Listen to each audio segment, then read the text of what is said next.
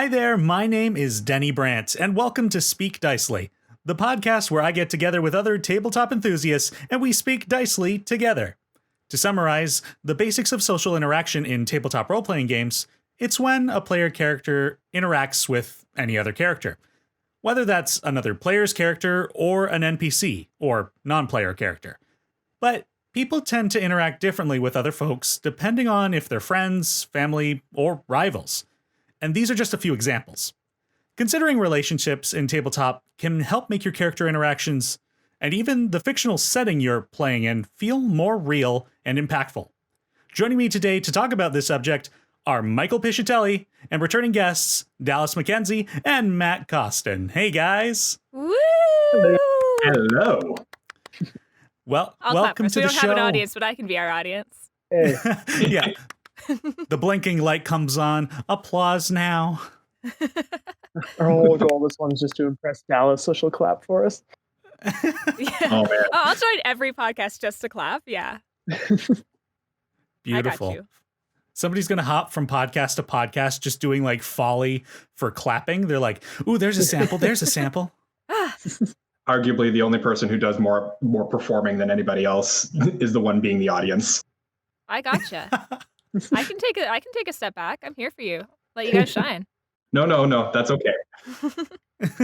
Hollywood does bring in audiences to fill space. So, I mean, that is still a viable acting job. You gonna pay me to come in and clap for you? I will absolutely be there. Denny never said he was Hollywood. That's Wait. right. You're getting paid? No, I was trying to negotiate my way into payment. Guys, keep it down. Ixnay on the are. payday. Our sponsor today is nothing. That's right. No one's being paid. We stand for nothing and nobody likes it.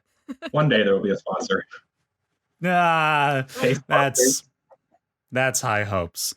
But as I mentioned, Michael, you are first time guest on this podcast. So Yeah. tell the listeners at home a little bit about yourself. What is your thing? What is it you're passionate about? Oh, man. I mean, I'm pretty passionate about D&D in general. Probably why I play as like 4 games at any given time, all with completely different people. I myself have been playing probably about the same amount of time Matt and Dallas have. I started about second year university and I've been going ever since. Denny, actually, you were one of the first like full games, or we were in one of the first like full like serious games I ever played in. And ironically, that would happen to be a character that was a mentor to the character I was playing. Coincidentally. I also do a lot of like costuming and things like that. I used to work for the festival, the Stratford Festival, in their costume and prop warehouse, which was a dream. And I've also done a lot of like stage managing and things like that. So, and I've also done some DMing as well. The organizational stuff seems to be my passion in life. Yeah. And I typically play spellcasters whenever I play D&D. Okay, I shouldn't say typically. I always play a spellcaster exclusively. Exclusively. Like even when I play a martial class, I've somehow managed to have at least a spell or a cantrip. I don't think I've ever seen you play a martial class. You play a wizard and hold a sword. Yeah. A martial class. Yeah. I hold a sword. Blade singers are definitely martial classes, even though they're wizards. Sure.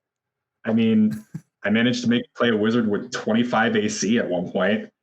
So that's absurd. For the listeners at home, AC refers to armor class, which is a statistic that determines whether you get hit when you're in combat. And the higher the number, the better. And 25 is a stupid number. That's insane. well, okay. I should caveat that by saying, yeah. Oh, it's totally with buffs. Normally, it would only be 13 with nothing. But I managed to have Blade Song, Mage Armor, Haste, and Shield, which bumped me all the way up to 25. Yeah, I remember that game. Then I made you make a dex save and you died immediately. Yeah. That's maybe the other thing to know about Michael and his D&D style is that he dies a lot. Yes. He is our resident This is- dying person. Wow, are we? Did we invite Michael on to roast him? Probably. Oh dear. That's the other reason we keep Michael around. I'm constantly the one being roasted, so you can tell that we're friends. Oh dear. This was either the best or the worst group you could have put together, Denny. I don't know. Yeah. Well, I mean, I feel like the chemistry in this episode is actually going to be quite good because everybody in this group is friends, and we play together quite regularly. Mm-hmm. Yeah, pretty much every week. Every week. Yes. Yeah, every A week. couple of you multiple times a week. That's true. Mhm. Not even necessarily the same games. Yeah. We just finished up. What was it, like a 2-year campaign not too Mhm. long ago, which Logan DM'd, and now he's Yeah. DMing a sequel in that same campaign setting. And previously I mentioned I'm in a game where I didn't plan on being there the whole time. This is that game. Yeah, You and just couldn't stay away from us. I mean, you guys are so good and so fun. I had just came back in despite being so dang busy. Yes, I think I'll be talking about these campaigns quite a bit in this episode. Same here. Oh, yeah. I mean, makes sense. This is the common ground we have. But otherwise, so still kind of getting to learn Michael. Welcome to this episode is about Michael podcast. When Ooh. did you? Oh, God. We're all just here to applaud while Michael talks. I mean, okay, sure. I'd love to be the star of the show. Please don't put that kind of pressure on me. That's okay. I'm the host, so that position falls to me. Nah, just kidding. That's why I bring you guys in, because people would get bored because I'm here every time. But for Michael, when did you get started playing tabletop role-playing games? Probably about 5 or 6. No, how old am I? 7. Probably about 7 years ago. Jesus Christ. And it was actually with Logan with 4th edition, where we all struggled to make a character on his one laptop with 4th edition rules, and we started playing for a little bit. I don't think I ever really got to play my character very often. I think I got maybe 1-2 sessions with, I think it was like some kind of warlock that commanded Starlight or something.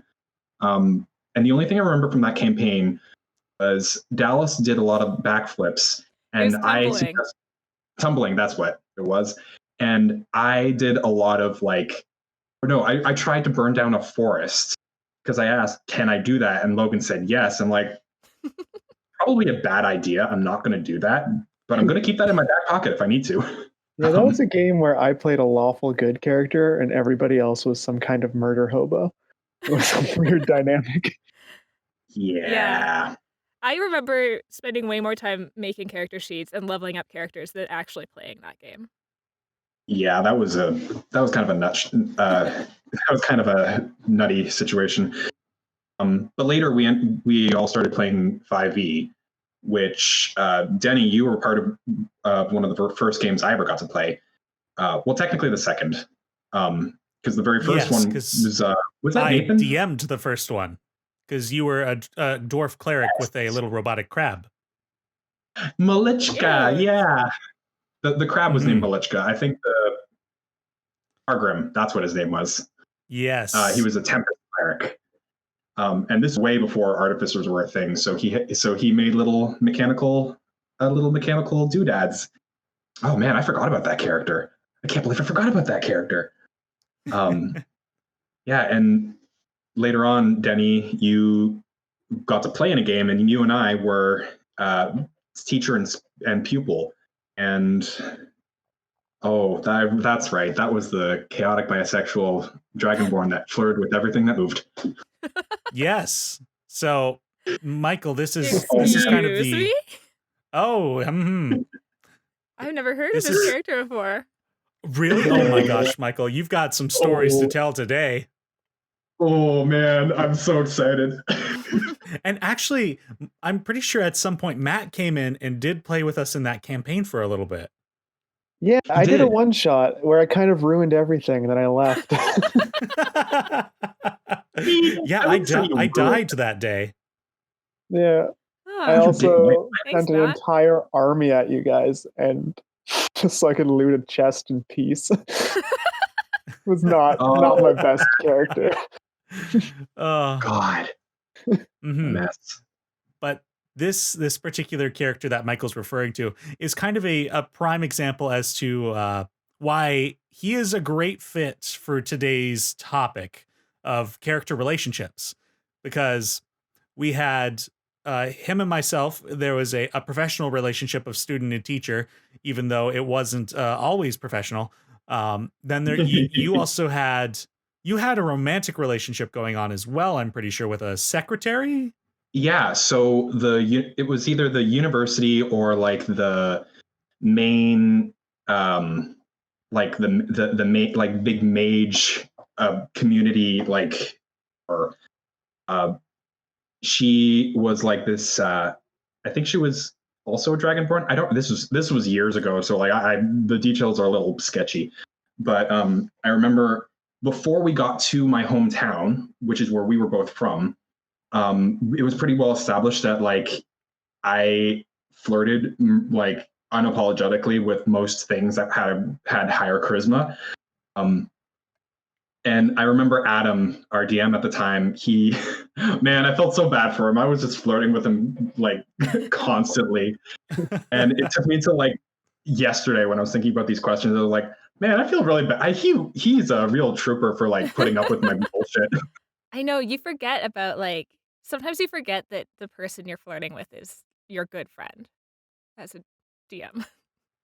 Also, someone you don't normally like flirt with in that kind of a way ever. Well, and relationships in D&D aren't always romantic as well. Perhaps we'd like to kind of pinpoint some of those, what some of those relationships can be, and what kind of relationships can we do in role playing? Yes, Matt. I'm Nikki's at the door. I'm just gonna let her in real quick before we answer this question. Cool. Do it. Do it. So, Matt, I have a very specific question for you. Hi, Niki. Hi, Niki. Hi, Niki. Bye, Niki. She's just unpacking. I asked you a very specific question, but you got up and left. Oh no. Yeah. No, I'm just kidding. My answer is no. I hate that. It's the worst. All right. The question was, what is your opinion on Michael? I'm glad we got that out. Maybe we should keep this all in, because that's still kind of funny. Everybody's just going to be like, oh, okay, Nikki's in the background. Oh, and they know who Niki is too. That's so right. Yeah. convenient. Special guest appearance. Otherwise, though, so the question we had just posed was, what kind of relationships exist, and what are the ones that we can use in tabletop role-playing games? The character I was telling you about before, his name was Balasar, and his family, he came from a wealthy family, and that was actually, so weirdly enough, this one character had like a really wide scope of relationships. He had the romantic one with his girlfriend, he had a professional one with Denny, with his character, and he also had the other relationships of his parents, which we never really got to really explore very much in that campaign because they didn't come up. But we did get to kind of see what he was like with the hired help, like the one butler, which led itself to some very funny improv between me and Adam. We just had this banter going back and forth at one point about trying to hide some, like, I think they were like bones or like evidence for whatever was happening in the story. And me and him went back and forth being like, oh, should we go with vault number 22? No, that one's not very comfortable. Oh, what about 27? Oh, that one is being remodeled right now. Oh, how about 3? No, that one's a little bit sticky. Like stuff like that.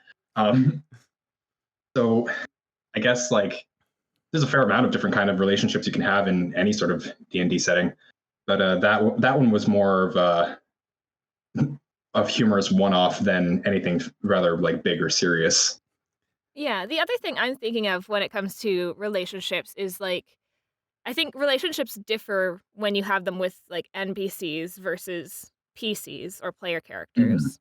Hmm. And then I think there's also like kind of another subsection of relationships which are kind of like your own like personal relationships that maybe don't happen so much in game but are like from your background, like the relationship you might have had with a parent or a sibling or something in your background that could still influence the character today. I've had characters that I feel like have been very established by characters that have never shown up in the game, but because I know how she felt about her husband, her children, or whatever in the past influences how the character is played now. Yeah. Like a lot of like you kind of make the background and figure out what your relationships were to determine what your character is now. Yeah.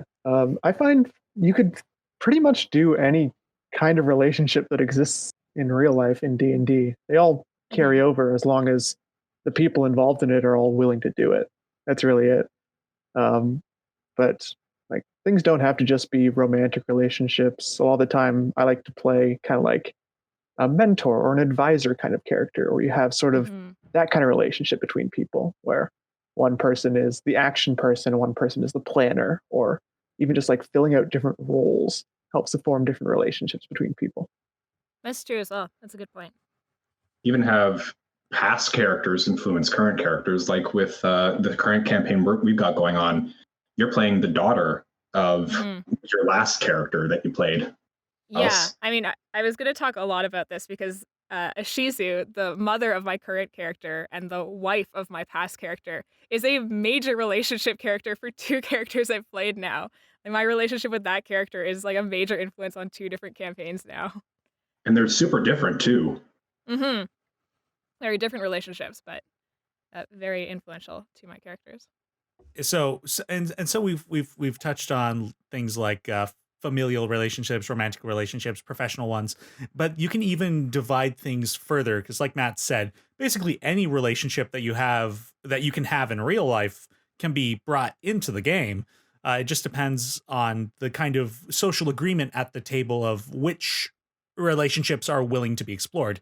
Like if you get into familial, there's a clear difference between yourself and a parent, or between yourself and a sibling or a distant cousin, which there were a few of those in that campaign as well because of Adrian and his many cousins we met throughout the adventure.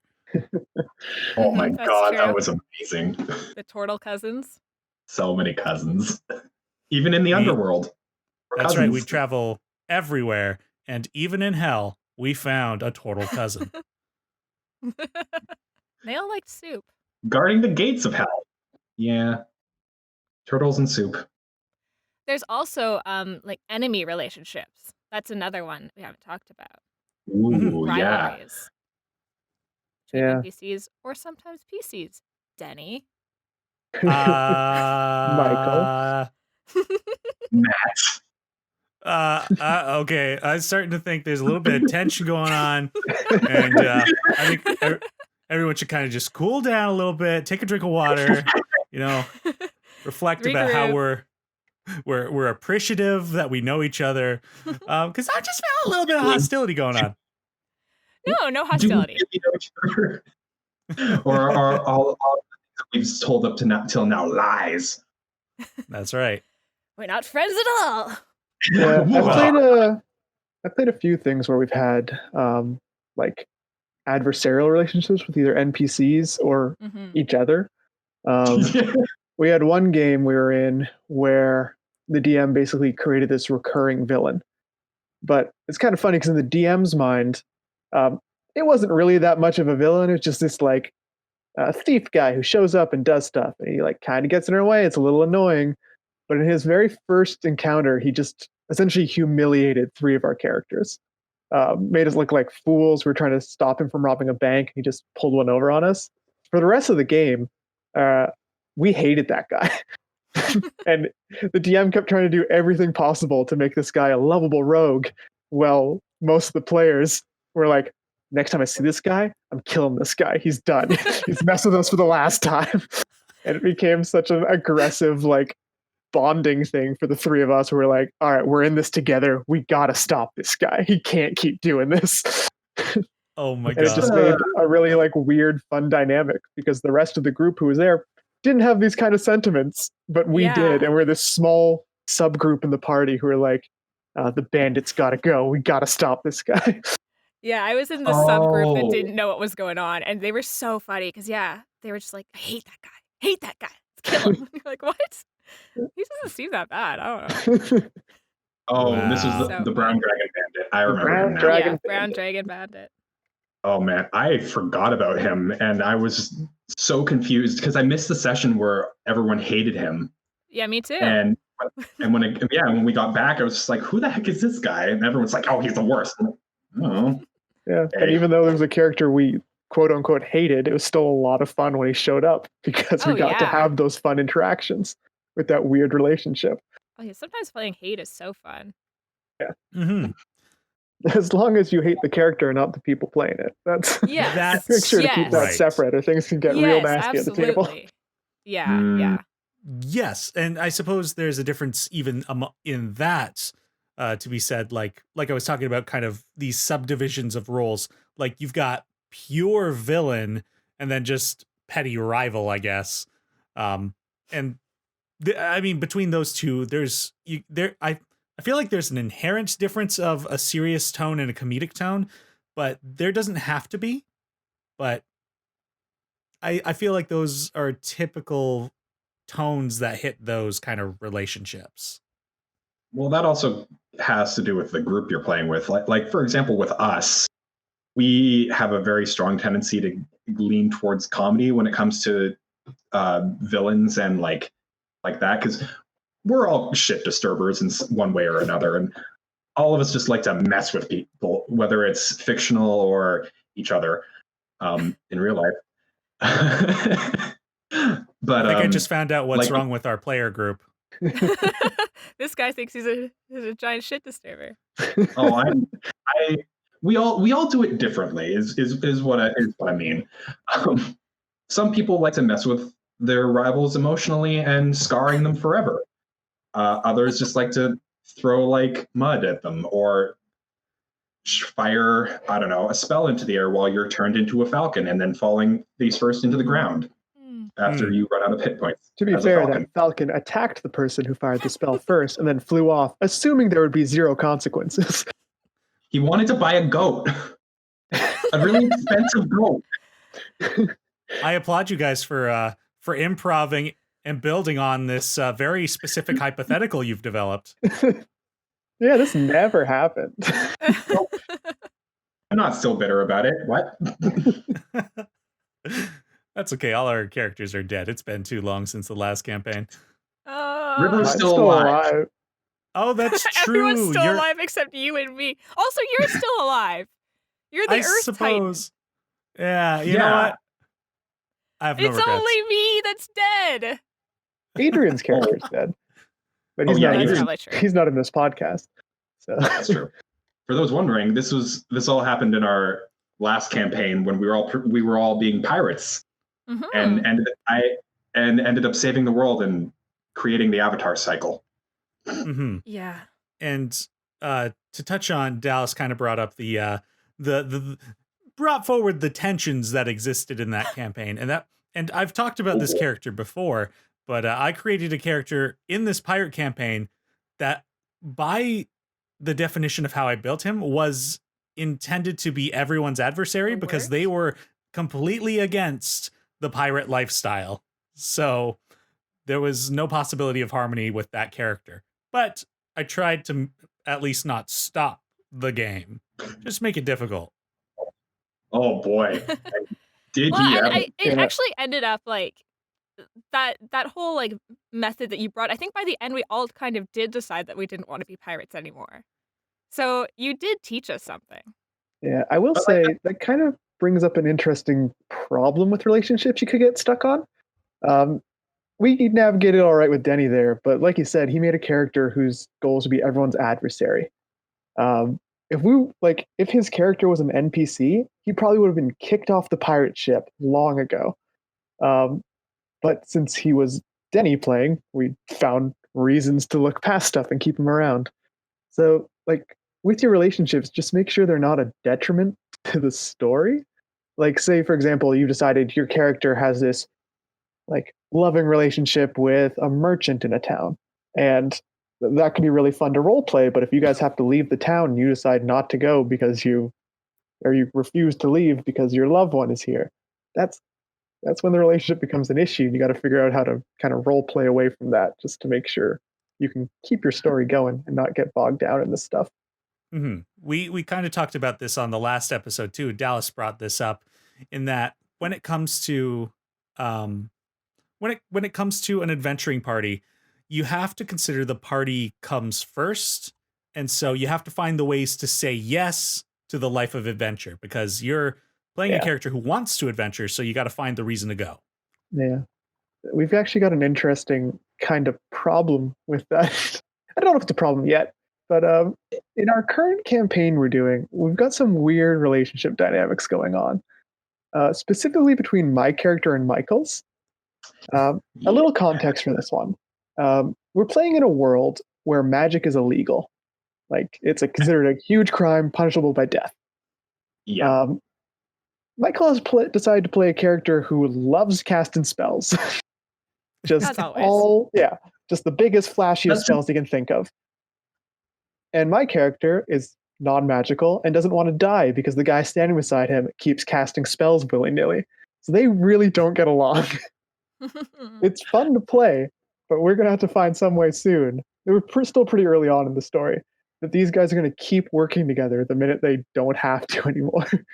Yeah, like right now, the only reason we're even remotely together is because Denny's character has hired Matt's character to escort us through the tundra, and he's also hired my character to be his like assistant in this like archaeological dig. Meanwhile, Dallas's character is trying desperately to get back home to the other continent where the last campaign happened. And I it's just also kind of hired Matt's character. You did, to take me through the tundra. Yeah, so the minute we can leave, Dallas and I are leaving because she's paying me way more than Denny is. Mm-hmm. So and like Matt was saying, there's a point in this story where they're really going to have to try and find the reason to stay with the adventuring party. Yeah. Because it's clear what these characters want, and it is going to lead them elsewhere. Yep. Mm-hmm. I was talking with Logan, our DM for that campaign, about this kind of the other day, because he was like, because basically all the boats are closed, and I was kind of like, he was like, oh, so what would happen if there were boats? And I was like, she would leave, so maybe don't open the boats. Don't give me that option. So I think it's maybe also like working with your DM to like to bind these things together, because I think we just need like one, like I think we're almost there. We ended at our last session. I think we're almost at a moment where something's going to happen where we're all going to be like, we have to deal with this. Yeah, like I think with where we ended off and the fact that we essentially performed a blood ritual to bring forth this demon from the shadow world. I hate that you guys did that. I'm going to keep paying you to stay with us, Matt. Don't worry. All right. Good, because I feel like Dallas's character would be a very, very, very helpful with dealing with the magic stuff. Because like so far, you and I have been pretty cool with each other. Like we worked together to try and figure out a mystery in our very first session, doing research and things like that. Yeah. I think I wasn't wild about your magic as well. Yeah, she brought you in for crimes. I also delivered you here as a prisoner. But like, also you were kind of just doing it because you were told to. Yeah, I actually don't really care about your prison thing. I was just doing this to gain clout. You know, that's interesting. I would be interested to know, what does your character care about?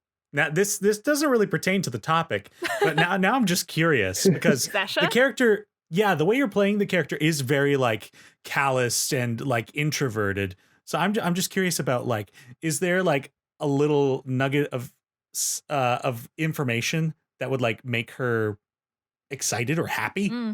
Oh yeah. So like, here's the thing. Actually, this does have to do with relationship, because great. her whole thing is she's the daughter of my previous character, and my previous character married a queen. Thank you very much. He's very proud of that. And so my current character is a princess, and she serves her sister now, has the throne in Corinthal, and she works with her sister. She's basically a diplomat for Corinthal, and like she was out here to do like a diplomatic meeting, tried to gain some clout by delivering this prisoner. Now she's stuck up here, but her whole goal is to like serve her country and to serve her sister, and like be there for Corinthal. So she doesn't really care about being up here. She's stuck here where she can't do anything. The emperor isn't here. There isn't like anyone worthwhile to like talk to. But if this does suddenly become a thing where like the world is endangered, or maybe I could find something interesting out about this continent that I could bring back to Corinthal, also interesting to me. So like as we start to like uncover, I think, nuggets of information here, I might be like, oh, this is worth staying and learning something about this, so I can bring it back to my sister. I think she's very tied to her family and to her country. This kind of brings up another relationship of class, of wealth status. You guys don't know she's a princess yet. No, but by this description, your character would be more open to discussing with people more esteemed or more wealthy. Yeah, but no, those people don't exist here. Mm-hmm. So I'm talking to you guys. You're stuck with us. Hilariously, the four of us, we have the strangest dynamic. Dallas's character can talk to rich people very well, but turns her nose up at like anything poor. Matt's character can talk to like the common folk really easily, but he's not very charismatic, so it doesn't really work out every single time. Meanwhile, my character can't lie, but he has very high charisma. Yeah. And then there's Aten, who is Denny's character, who solves all our also problems.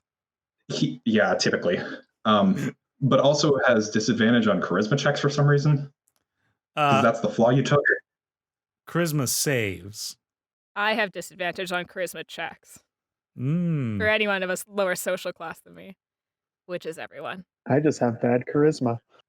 And I have disadvantage on deception checks. Man, what a great group we built. Jesus Christ. Remember in previous episodes we talked about like building a good party together and like talking to your other teammates and figuring out what each other's flaws are and trying to cover them? We did not do that here. We're all very experienced D&D players. Like we've been playing for years, and we've had all of these different experiences. So now we as a group have unconsciously decided we're going to make it hard for ourselves. D&D hard mode. Yeah. Well, there was another time where I think Michael he wasn't able to attend this. This was the Eberron game, where we all played. Was it the Eberron game where we all played high charisma characters? I remember that. Oh, I remember that one. Oh no, Winslow. I played a Warforged who analyzed everybody. Like that was this quirky thing that he did as a Warforged, and he would rate everyone, typically 1 or 2. And then the one time we met the Queen, and she was 100. No one knew what this rating system was, and if I'm going to be honest, I didn't even personally know what this rating system was. I just kind of went with it. Yeah, I was going to say, Denny, I think the problem here is that you weren't here for the first half of that campaign, where everyone was low charisma. And Matt was the only one who could talk to anything, but he was an ogre. And we were all just terrible at this. And so then when everyone died and we rebuilt new characters, everyone built high charisma characters the second time around. Yeah, that's a character relationship that doesn't work great all the time. But worked out okay for some reason in this setting.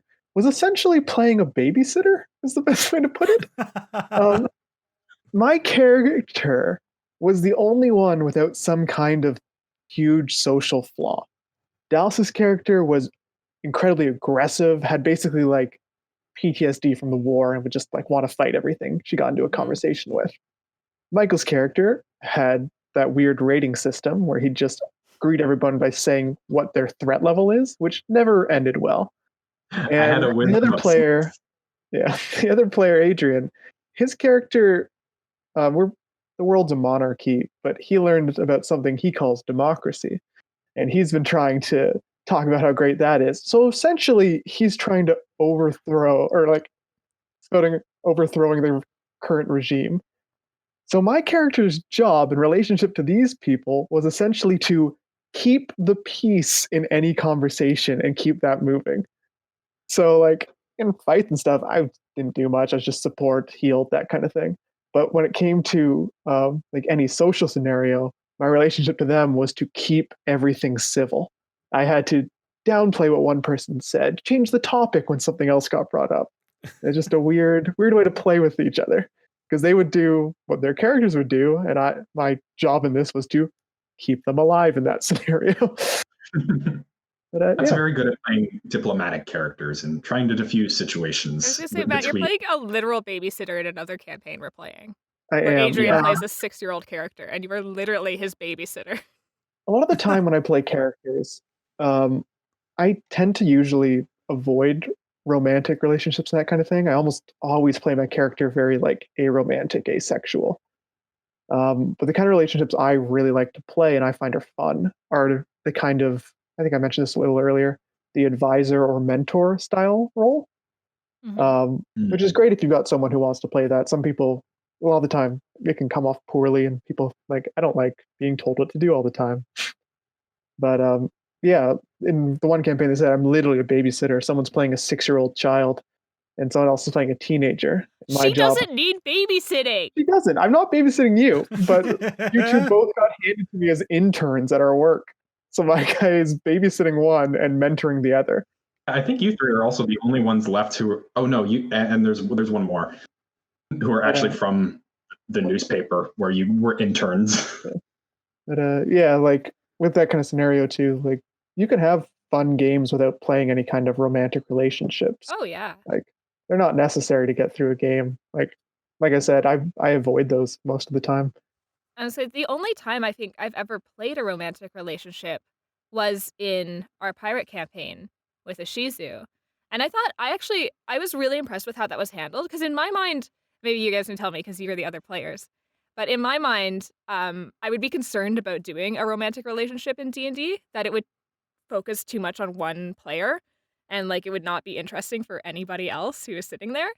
But I thought it was handled really well. Like it was like just little snippets here and there where Logan and I would flirt together and then, go our separate ways. And in my mind, there's a lot more that happened like outside of the game between like Shadow and Ashizu to like solidify that relationship. But I don't know. I was really impressed with the way he handled it. And it came out so naturally and organically as well. I truly love Ashizu so much. And I think I maybe love her more than I loved Shadow. But wow. I honestly, I truly have like really strong feelings for the character of Ashizu from like Shadow's perspective. She was just, I don't know, it was just, I just thought it was handled so well. It came out of nowhere. And then we just like, there were a couple hard moments where we had like hard fights where we lost people, and it was like Shadow and Ashizu would go and like literally nothing. It was just like Logan was like, Ashizu puts her head on your shoulder. And I was like, I have so much feeling for Ashizu. I love her so much. Man. Those kinds of, I actually really enjoyed those kinds of moments, because there was actually a point when River had a little bit of a crush on Ashizu as well. Hey. But then, well, no, this is before he found it. This was before he knew that you had any sort of feelings for her. Mm-hmm. He was actually a falcon on your shoulder when he kind of saw you flirting with her, and was just like, oh my God, this is so cute. Oh, I ship this so hard. Yeah, I don't know. I feel like I would in general be very concerned about doing a romantic relationship in D&D, but I felt like that one worked nicely. Yeah, that one worked out pretty well too, because like you said, you're worried it would like overshadow or take too much out. It was definitely played off as like a side thing, because honestly, like the main story, a lot of it was focused on Michael's character relationship with an NPC. That's true as well. Pretty much the main focus for the second half of that story.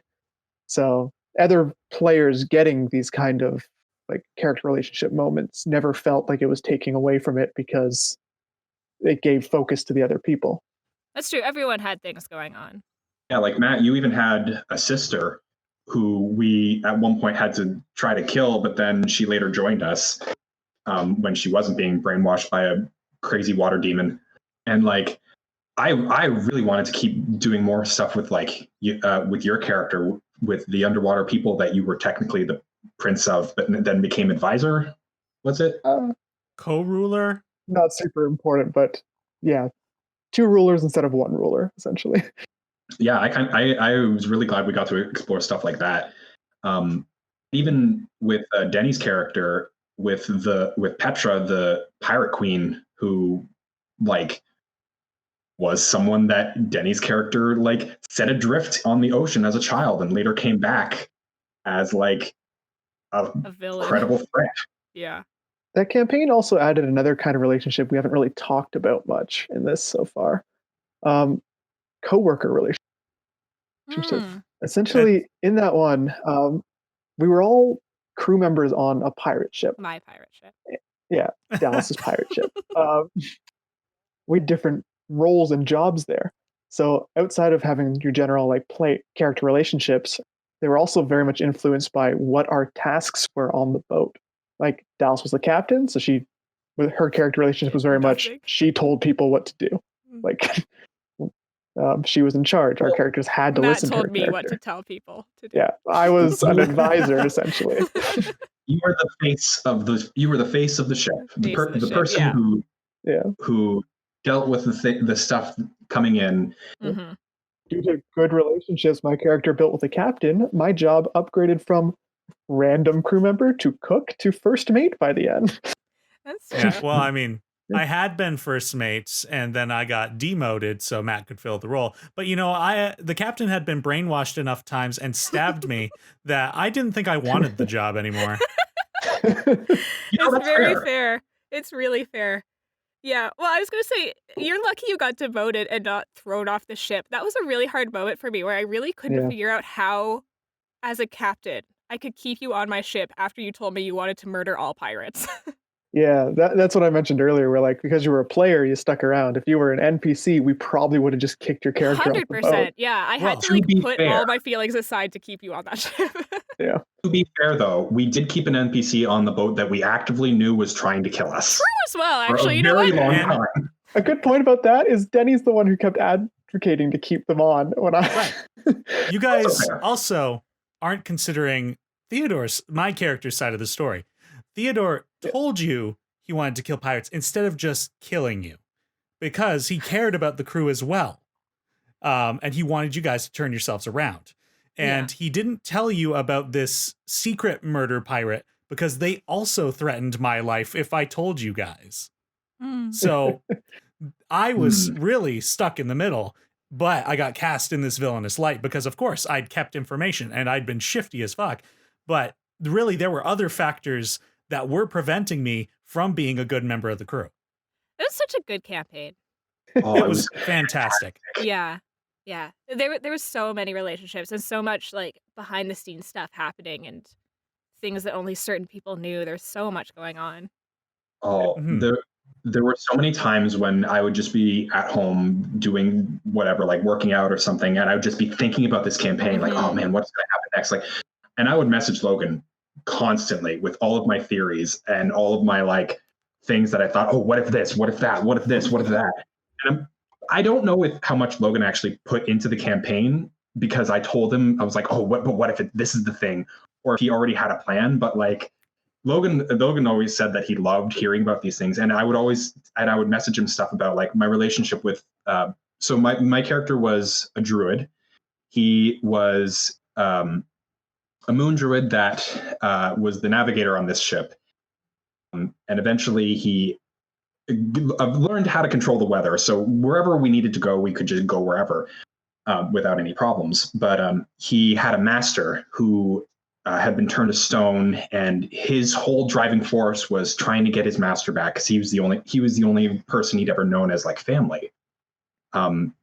Typically, he was also a water genasi, so they typically are just like either cast out from their family, or they don't really know who their actual parents are, or they have some sort of connection to like the elemental planes. And this character, he was taken in by this druid when he was very young, and later learned how to become a druid himself. And when he found out that his master had been turned to stone, he set out on this journey to try and like save the one person he knew as his family. So some relationships could even be the driving force behind why they go adventuring in the first place. Although I will say the very first session where we killed a bunch of mermaids in cold blood was definitely not something he doesn't want to think about ever again. That campaign started very differently than it ended. Oh boy. Yeah, because I know talking with Logan, like he was like, he intended that campaign to just be kind of like episodic, like just go on a mini adventure. But then eventually Matt and I, because we were busy at the time, we eventually joined in with characters we thought were only going to come in every once in a while. The story ended up becoming more story driven and more continuous. So there was just always this little nugget in the back of the first characters' minds of, oh no, we killed an island full of mermaids. And named it Dead Mermods. And it stayed on the map the entire time. A constant reminder. The best part was my character was like a mer person, basically. Yeah. So it could never come up now that I showed up in the group. Never. Because I wasn't there for that. And then, my guy joins the crew and you guys could not bring that up. Oh. We were young and stupid. Oh, we learned. Speaking of which, I do kind of want to go back to romantic relationships for a second here. Now, in this particular campaign, it worked really well between Dallis and our DM because I think an element of that, at least for this group, I think it also depends on the group dynamic, but I think it works so well for us because this was a relationship with an NPC. So kind of like how a DM can do a silly voice for an NPC. And even if it's exhausting, they know they can put the character aside and they won't have to do it for a while. I think that was kind of similar for that relationship. There's got to be a lot of trust for a player character and another player character to establish that kind of relationship within the game. Yeah, that would be really hard, it feels like. I don't think I've ever had a group where two players ended up with each other romantically in any way. But I have read stories about people who are actually like romantically inclined towards each other in real life, who end up playing in D&D campaigns and then talking with each other and creating these romantic relationships between the two. That being said, you're right. There does have to be a crazy amount of like trust and respect between the two people before you can even remotely start thinking about something like that. Whereas there's other relationships, like with a mentor and a pupil, like with Denny and I, with those two characters. Those are much easier because there's less. I guess there's less Stakes. weight. Yeah, less stakes. That's it. Involved with a situation like that. And I don't know how familiar you guys are with Critical Role, but I immediately think of their first campaign for this kind of thing because 4 of the players, a pair and another pair, they each ended up having romantic relationships as their characters. And even like one of the players that was in a relationship was husband to another character or to another player. The character of one player was in a relationship with another player's character despite them having their significant other at the table. This is really weird to pattern out. And then another player was in another relationship with another player's character and their significant other is the DM.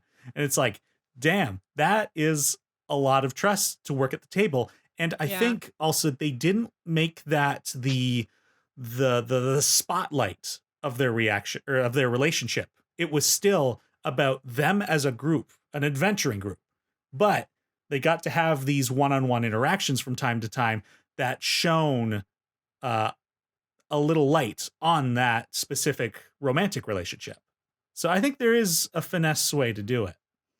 Yeah, I believe there is. Yeah, it just feels like it would be hard. I don't know. I feel like I would have to be thinking about it all the time if it was another PC. At least with the NPCs, like you were saying, they kind of disappear for a while, and you can just focus on being an adventurer and doing the thing. But I don't know, if it was another PC, I'd have to like constantly be thinking about it.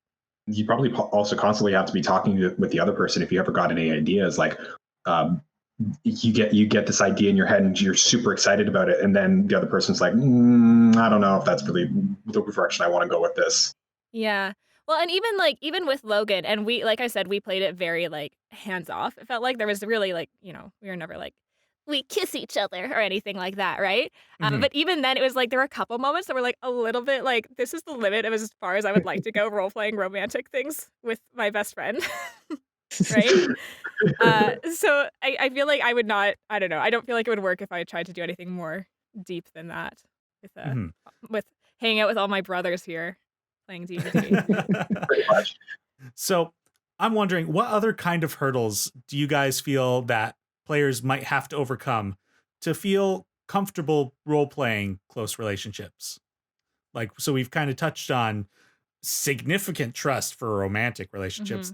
Are there other hurdles for less relationships with less stakes? Well, I think kind of going back to that mentor-pupil relationship, you had a game where our friend Logan and our other friend Adam had the mentor-pupil, father-daughter sort of thing going on. Yeah, a guardian relationship. That's it. Because I remember Logan talking about it all the time, and like him and Adam had chatted through pretty much all how they met and everything up until the end of the campaign, and he told me about how like emotional it was when everything finally came to a head at the very end, and spoilers, Logan's character became like the god of magic or something. But yeah, I think one of the big hurdles with any sort of relationship that you want to have with another PC is that you need to talk about it constantly. Like, and if you don't, you're going to end up surprising them and like, oh God, what could happen? You never know. Communication. Right, that's a good point, I guess, as well. If I try to do something with an NPC, it doesn't matter as much if I throw like Logan off, I guess. Well, maybe it does. But I don't know, like if I did something, to a player character and you were like, that's not what I thought this was going to be. Like, that sucks as a player. Yeah, the biggest hurdle is just communication. You got to make sure you're both on the same page. Because if you want to have this close relationship with another character, but they don't, then that's your big hurdle right there. If you keep trying to force this to happen and they don't want it to, it's just it's not going to work. I recommend for groups to try and establish what those relationships are going to be before getting into the game, unless you know you're going to be a stranger with somebody else. Like Logan and Adam in that campaign I ran knew that they were going to be an adopted daughter and their new guardian parent. And because I knew that was the relationship they were going with, I was able to manipulate that in the campaign. Like there was an instance where all the party members got captured by a beholder, and I knew how I could make an impactful moment. I wiped Logan's character's memory, so the daughter lost her memory of the father figure, and he replaced that memory with a memory of him trying to attack her. And so what's wrong with you? Dallis, get ready for some good campaigns coming up. Oh my God. And so there was a period of time where Logan's character didn't trust Adam, but eventually they went and they found someone that could cure her memory loss. And there was such a touching moment of when they reunited and she apologized to him so deeply.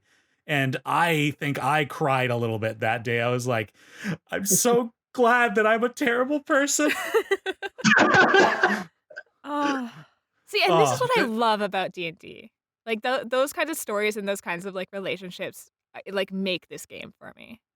Like kind of going back to like emotional relationships, River and Theodore, when Theodore actively created a plan at the very end of the campaign. So at the very end of the campaign, my character, River, was going to sacrifice himself to restore balance to nature in the world. And to say we're going back to the pirate campaign now. Yeah, that's probably a good thing to mention. And meanwhile, Theodore's character was just like, no, he needs to stay. He needs to stay. He's the only druid who in this world, like he's one of 2 druids in this whole world. Like he needs to be able to pass on these teachings to like other people. And by this point, we were all level 20, and like, oh boy, I gotta say, being a level 20 druid is so much fun. But anyway, During that time, I had been messaging back and forth with Logan, being like, these are all the things I want to do. I even made a speech that I said to Theodore that I really wanted to say to him, just be like, look, dude, look, I'm going to do this. You're not going to get in my way. Mm-hmm. Meanwhile, Denny had the exact same thing planned, except he went a little bit further by incorporating other NPCs into the situation. And by the end of it, my character had been, what was it? Mind blank? You got feeble-minded? Oh, feeble-minded. That's what happened. Feeble-minded. Yeah. And at the when all the smoke cleared and everything was, and the final boss was beaten, my character was just kind of standing there because he had an intelligence of 1 and had a charisma of 1 at that point. Yeah. So he really could only tell friend and foe, and that's about it. He couldn't speak, he couldn't cast magic, he couldn't do anything. So at the end of this, Theodore ended up sacrificing himself, and afterwards, when River's master came and like restored him back to everything, River was heartbroken. Like by the end of that, he ended up causing a tsunami in frustration just because he didn't know what else he could do. And by the end of it, he ended up leaving really sadly. But then he remembered, oh wait, because it had been established that he was able to talk to these giant titans of the elements by going to their shrines. So he goes back to where this all happened, and we got to actually have a really nice little moment of just like camaraderie between the two. So I think to add a little bit more context to that somebody had to sacrifice themselves to become a titan in the world, and Michael's character had initially planned to do that, and I went behind his back because I knew I couldn't let him do that, and he had NPCs close to him that also didn't want him to do that, but I had nobody close to me. So I was like, I have all the resources. There's no way he's going to be able to accomplish this. Yeah, that was such a great reveal. I say it was a great reveal, but the only problem with this story is it's kind of antithetical to everything we've been talking about so far in this podcast, where basically you two, without talking to each other, fought over who gets the character moment at the end of the campaign. Each of you went to the DM and like, I want to do this instead of the other person. Instead of working it out amongst yourselves. It led to a good reveal, but I wouldn't recommend doing that a lot in your campaigns unless you're really close as players. Or you could just piss each other off really hard. Yeah, that could have turned really ugly. Yeah, yes. Michael took it really well, but he could have been really mad if he'd been hoping the end of his character at the end of this journey were to become one of these elemental titans in the world. Like that was his end goal, and then to have it just stolen away from him at the end without any knowledge that this was coming could make someone pretty bummed out with how the campaign ended. Yeah, so there's real truth in that, because and if I didn't know Michael as well, I definitely wouldn't have pursued this course of action, because I know Michael so well, and with the story elements that had been established, like Michael had NPCs that were close to him that didn't want him to die. His role was significantly more important than mine. I knew Michael was trying to get his character killed, which also hilariously, we've mentioned earlier, Michael's characters die a lot, but this time he was intending to. You never get to choose, Michael. No, apparently. And ironically, this character is the longest lived of any of my characters ever. Like, he's going to live to be 800 years old. Like, that's just what's going to end up happening to him. He's going to live an obscene amount of time, and I didn't get to choose that. I kind of love that for River, though. I want to hear your thoughts on that, Michael. Do you feel that I ended up stealing your character moment in that situation?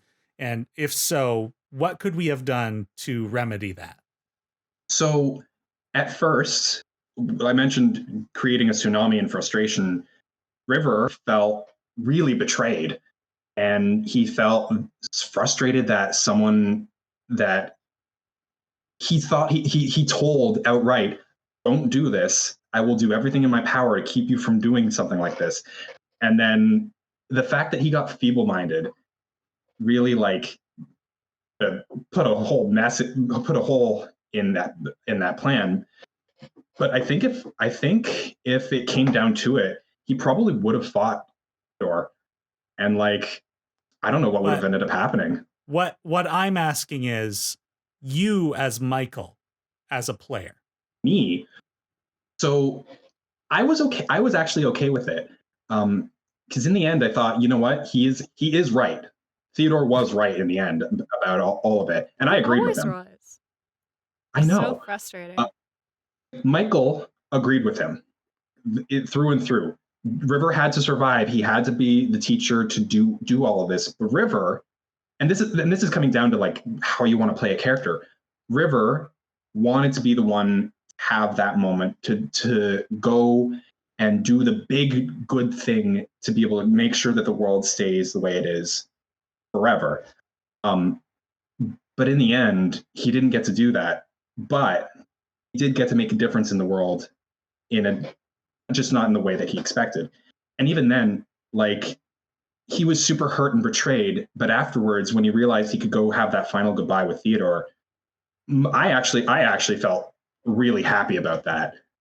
River himself, he felt pretty good about it too, knowing that he still had a friend in this crazy high, powerful position, who was someone that he just knows.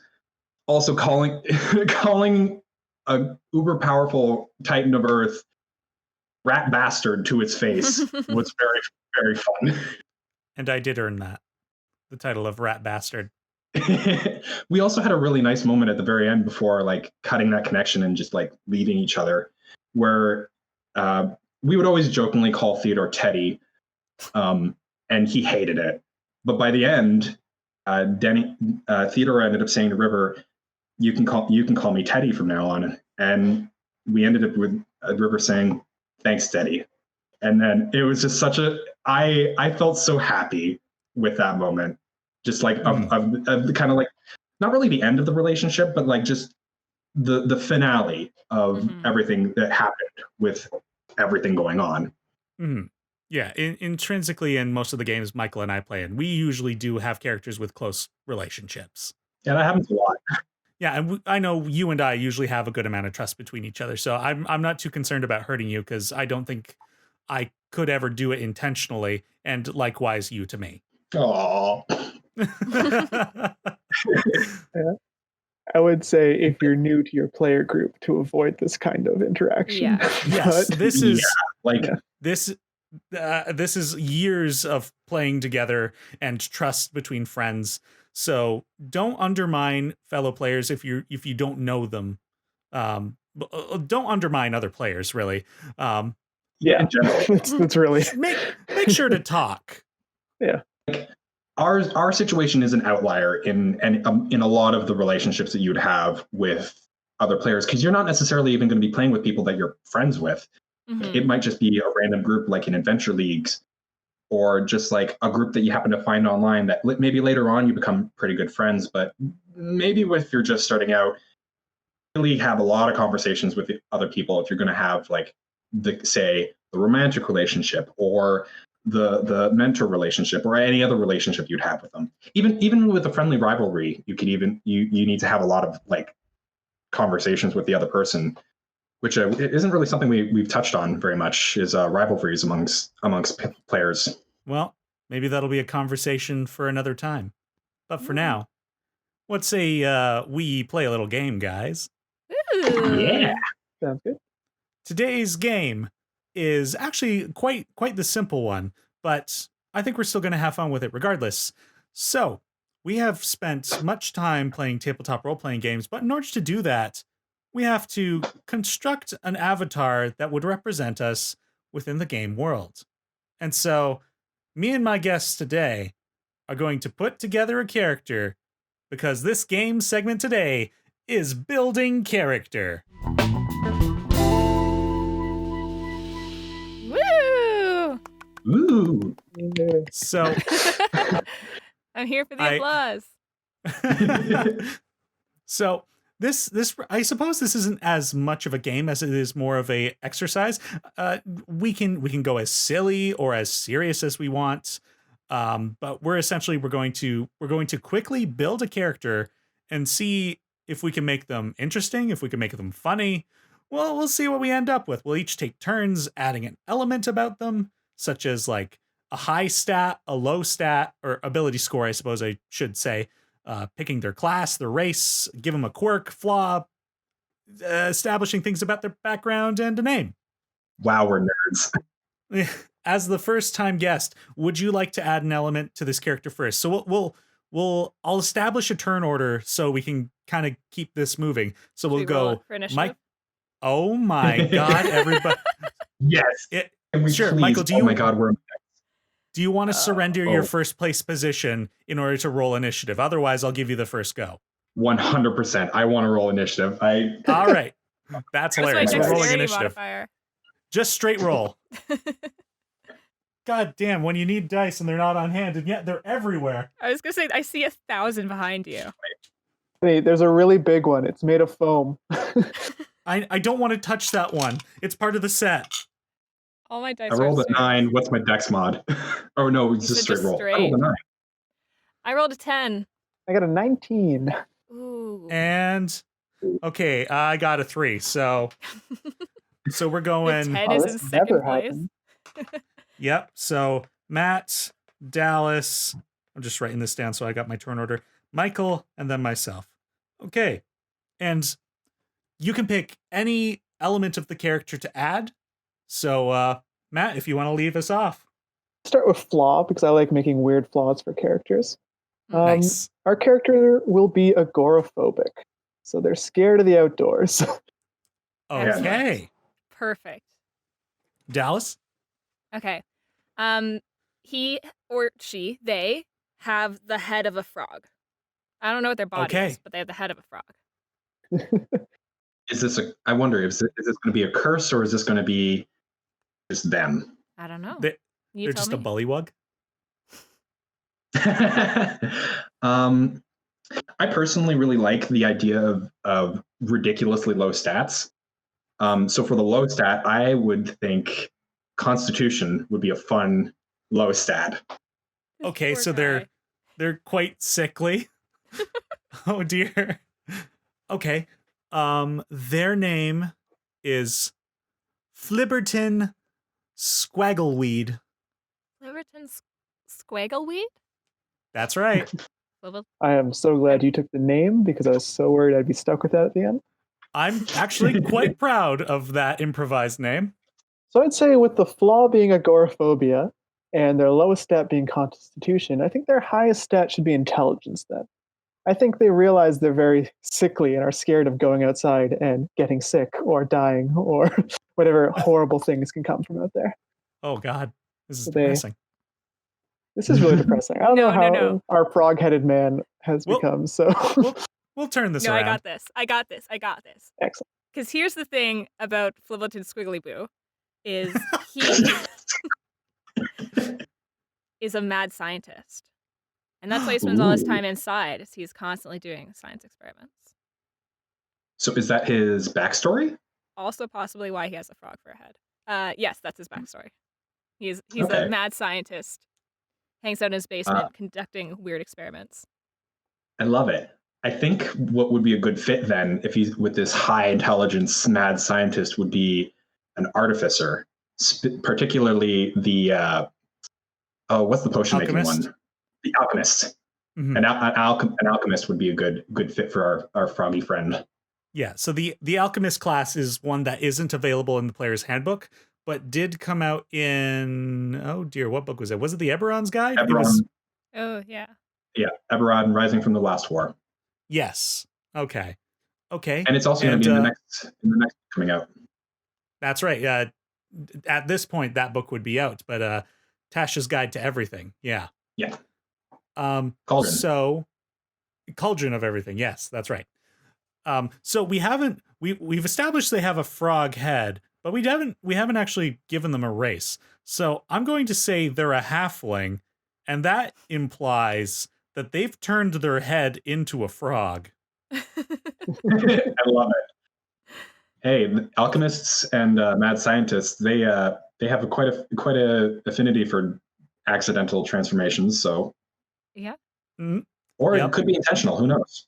Okay, so I think that about covers most of the things that I've at least written down. So now we're back to the top of initiative, which is Matt. Matt, give me a reason as to why they have gone into the life of adventure.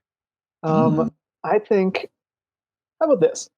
Our frog-headed halfling has spent years just working in a basement, doing all this potion stuff, but they've hit a snag.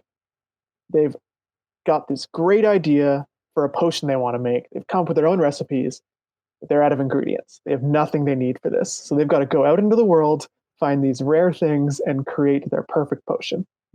Okay. Dallis. That gets them out the door. What does this potion do? I kind of feel like Flibberton Squiggly Poo doesn't care so much about his frog head, so I don't think it fixes his frog head. Maybe what it does do is maybe it gives him like extra strength. That's what he's looking for. He's been so sickly all his life that he is now looking to solve his sickliness. He can continue to adventure once he's figured out how to solve his constitution problem. All right. And Michael, since Flibberton Squiggly Poo, as they've now since been known to be called, they've had this big challenge of leaving the house for the first time in years, and now they're out in the world screaming their way because they're terrified of where they are and they just desperately want to go home. What is the big hurdle, the big climax of their adventure that is in the way of them finding this secret ingredient? Their big hurdle is a rival, specifically his childhood rival, who also went into alchemy, and they've been trying to outdo each other constantly. This childhood rival also has a frog body, but a regular head. Oh my god. Yes. And Denny. Denny. Oh. What does this guy sound like? What's his voice? Oh yeah. God. All right, hold on. Let me feel this out. I just gotta feel in my face where I'm gonna talk from. And I am, what's my name? Flibberton Squiggly Poo. And I'm just going out in the world and I gotta find that secret ingredient so I can be big and strong. Because Timothy next door thinks his potions are better, but they're not. Mine are the best. Is this pre-transformation or post-transformation? Oh, this is them in their current state. This is Frog. Okay. Yeah. What's he like pre-transformation? Well, Michael, Flibberton Squiggly Poo was a very renowned individual who studied deeply. But, you know, after having my head transformed into a frog, some of the physiology within my throat did kind of change. So those are the side effects of self-experimentation. Not only so his entire demeanor changed as becoming half frog. He might have gotten some frog brains in that frog head. Oh, fair. Ooh. Well, Flibberton Squiggly Poo. There we go. Sorry, what was his name? I forgot. Clearly. Oh, it was like... What was his name? Swiggerton Scaggleweed or something? Flibberton Squaggleweed. Squaggleweed. That's fine. I think Squiggly Poo is hilarious.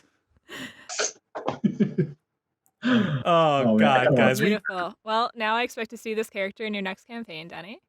Oh my gosh. Yes, please. Hashtag Flibberton Squiggly Poo. If you take this character, listeners, and use it in a campaign somewhere, I would love to hear about your story. Flibberton Squiggly Poo. We have built your character. Take it and go. Oh man. Oh, guys, that was wonderful. That was a lot more fun than I'd anticipated. Wow. Oh, geez.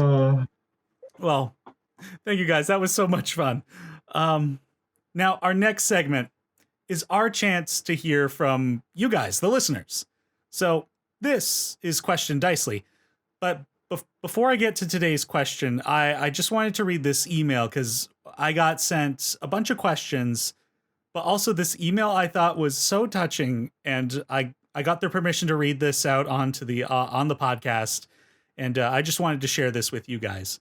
And this was sent by Sheldon Caldwell. Hey, loved the podcast this week and found myself excited for the next one. So I still volunteer with cadets still, but last year we started a D&D club and it took off. So we have 4 campaigns running in which I DM 2 of them. So most of my questions might come from that world and even some from the kids themselves. And then they go on to list a bunch of questions. And thank you for what you're doing. I can see you're having fun with it, and my cadets are benefiting from it. Thanks, Sheldon. Oh, that's so Amazing. great. Oh, yeah. So And cute. Sheldon and I did go to high school, so I haven't seen him in such a long time, and it was such a touching email to receive. But without further ado, here is the question that we've got today. What words of encouragement can you offer to people that say they are not clever or creative enough to play? And again, this question comes from Sheldon Caldwell and the cadets. You can follow him on Instagram at shellfish16. Shelf is spelt with 1 L. That's such a great Instagram handle. Oh, yeah. Classic. So what words of encouragement can we offer to people who think they're not creative or creative enough to play? It's tough because, like, I totally get, like, where you're coming from. I feel like I had a similar situation recently where I signed up to do, like, an improv class, and I hate improv. And I was like, oh, I don't want to do this. I'm bad at improv. I don't want to do it. But then if you go and you just kind of, like, give it your all, it actually can end up working out very well. Even if you think it's something you're not going to be good at, just, like, go and just have fun and try to relax and be yourself. And you can end up having a really good time, even if you don't think you're going to be good at it. I say just go for it. Just try it. I agree. And even if, like, improv isn't necessarily your thing, or if you think, like, oh, I don't have very many good ideas, go to movie tropes. Look for tropes in movies, in books, or even just, like, go read something. Because even if you take, like, the generic edgy rogue, then you turn it into, like, I'm an edgy rogue, but I also have this really nice flower shop that I really want to make sure survives. So I'm going out adventuring to go finance being able to grow that business. I just threw that off the top of my head. So, like, yeah. So, like, even if you personally don't think you're that creative, look for inspiration. Anything can be inspiring. And even if you go with something that's been done a million times before, even if it has been done a million times before, it's not been done the way that you've done it. Mm-hmm. So, like, even if you're having a hard time finding inspiration, it's everywhere. Granted, this is also coming from a bunch of people who consider themselves artists, but, like, it's true. You can find it anywhere. And you also have other people at your table to work with. So if you yourself think you're not particularly creative, you can go to other people and say, hey, do you have any ideas for this? And I know for a fact that most people who love D&D love talking about D&D. So if you have a character idea or even no idea, lots of people will have other ideas that they could give you or you could build off of. So even if you don't think you're that clever, you're much more clever than you think. Yeah, like, adding on to that too, you don't have to be super creative or anything to play this game. Like, we've talked a lot about characters we've made with, like, this crazy personality or this crazy flaw or this and that, but you don't have to come up with something like that to play. When I first started playing, my characters were essentially personality-wise just me. They did what I would do. They acted how I thought I would act in the scenario. I didn't have to be some creative, crazy thing. I could just be me, get used to what I'm doing, and kind of branch out from there. And as Michael was saying, you get inspiration from the people around you. My first characters were like that. As I moved along, they became more different than me, more fantastical, I guess. So yeah, like, on a player sense, you don't feel like you have to come to the table with this crazy elaborate character or have these crazy elaborate things you have to do every session. You can just, a problem comes up, think, how would I solve that problem? Let's have my character try and solve it that way. And from the, like, DM perspective, if you're worried about, like, I don't know if I can write a whole story that people will like, people find entertaining, just like Michael said, you can get inspiration from things, look stuff up. But even that's where resources come into play. Like there are like pre-written campaigns. You can run off of one of those. If you're not confident that you can write your own story, you can start with those. And once you feel more comfortable, once you feel more ready, you can try writing one of your own. It's just kind of ease yourself in. You don't have to jump all in at once. You can just slowly get yourself to where you think you're more comfortable. Yeah, and I think another big thing that can help players the point of D&D isn't to, well, I mean, it is to create a story, but you don't have to create the best story. The point, like, first and foremost, try and just have fun with it. And as with most things, the more you play, the better you'll get at these kind of things as you watch other players and see what they do and go, oh, I think that would be cool to try sometime, maybe with another group. But as you continue to get yourself into it, you'll kind of learn how to be more, interestingly enough, you'll learn how to be more creative. Because before I started playing D&D, I was incredibly bad at improv, and I still consider myself to be so, but D&D has definitely helped me develop that skill a lot more. And a big tip to be able to do that is to just make decisions. Because I know building a character, you could be like stuck up on, maybe that's not the right word. You could be stuck on, like, I don't know if I want to be a dwarf or an elf. It's like, well, just pick dwarf and you've made a choice. Now you can continue moving forward. And what happens next, once you get to the next choice, just make another choice again and keep going. And that's all this is making choices. And eventually you're going to stumble your way into something that's cohesive and hopefully fun for you. I think another thing to mention as well is that, like, I still personally, like, I don't feel particularly clever or creative when I play D&D a lot of times as well. But remember that you're not the only one doing this either, right? Like Michael and like Matt were saying, there's a whole table of people here and you're all working together to create a story. So don't put too much pressure on yourself to be like, I have to know exactly what's going to happen. I need to think of I need to know how we're going to run this battle and I need to know what we're going to do next. Because a lot of times I just sit there and let Matt, the advisor, tell us what we should do next. Because he's the clever one in the group. You find what you're good at in this game and what you like doing. So like, yeah, for me, I like battle strategy. That's where I get creative. That's where I get like interested. Like Dallis was saying, she never has to do that because we play together and we can bounce off each other. Yes. Dallis is a much better role player than I am, and I'm better at tactics and things. So we just work together, kind of each pick up each other's slack and play a different role. Yeah, and like I personally really like magic, and I always try to find a way of working in some sort of description of what my magic looks like. Like with River, I would always describe like, I would do this, and this, and then a tidal wave appears. Like that's the thing I personally have found is my most creative part is my descriptions, and like once you find your thing, roll with it. Mm-hmm. Yeah, you don't have to be incredible at everything to play D&D. Yeah. So yeah, just do what you like doing. Yeah. And hopefully these words will help some prospective players who don't think they're good enough for this. That's not the point. Just give it a try, and hopefully you have fun, and don't concern yourself with being good at it. That'll come in time. Or you'll find a group who also thinks they're not good at it, and you guys just have fun together. And that's okay. Also good. Yeah. Stumble your way through the dark as best you can. That's right. Eventually, you'll learn the rules. Eventually, you'll learn how to be creative. It's okay. Just keep reading, keep watching movies, like exposing yourselves to other stories will also give you more ideas. So, yeah, those are ways to get further into it.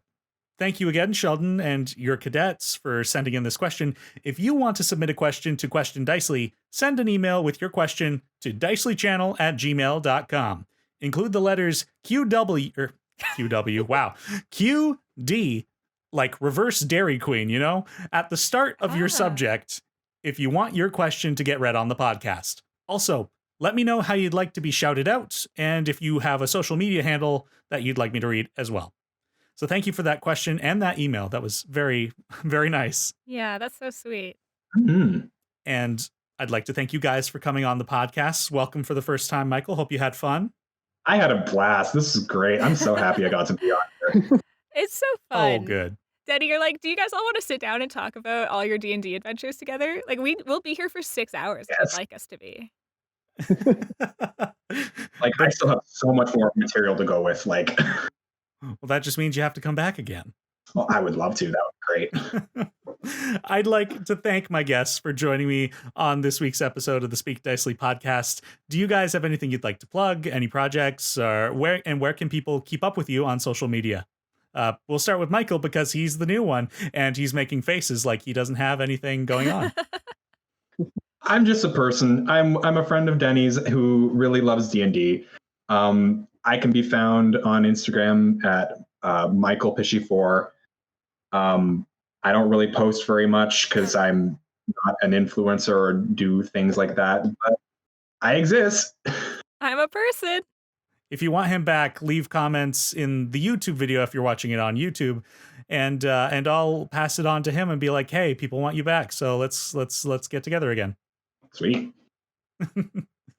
You can find me on Twitter or Instagram at Dallis the VA. Dallis is spelled Dallis, just to confuse you, and it's VA like voice actor. I don't have a lot going on. I got an old YouTube channel called Level Up, where Niki and I play video games. Yeah. And Niki's got a baking channel now. If you like watching baking videos, check that out. What's the name of the channel? Yeah, nice. I was like, "Oh, how sweet! He's promoting her channel." Oh, there's no name. A very awkward a baking very show. awkward baking show is what it's called. And a very awkward promotion. I'm good at these kind of things. There's a reason I don't do much on social media. You can follow Niki on A Very Awkward Baking Show. She's listed amongst the YouTube channels of the Dicely channel friends, the Dice Friends. Oh, cute. Thank you guys Good name. for thanks. I mean, it's not very creative. I mean, I keep think it using is. dice instead of nice. Well, you got a thing, you go with it. Got a niche, you run with it. It's a good brand. Yeah.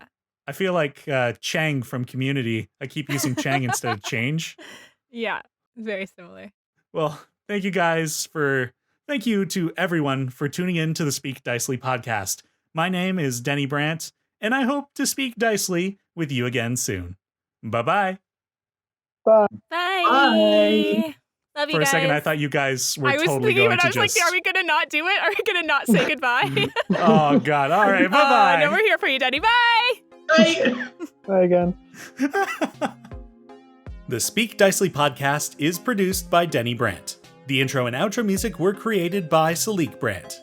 If you liked this content, be sure to subscribe to the Dicely D&D YouTube channel, and you can follow us on Twitter and Instagram at DicelyDND. We'll see you next time on the Speak Dicely podcast.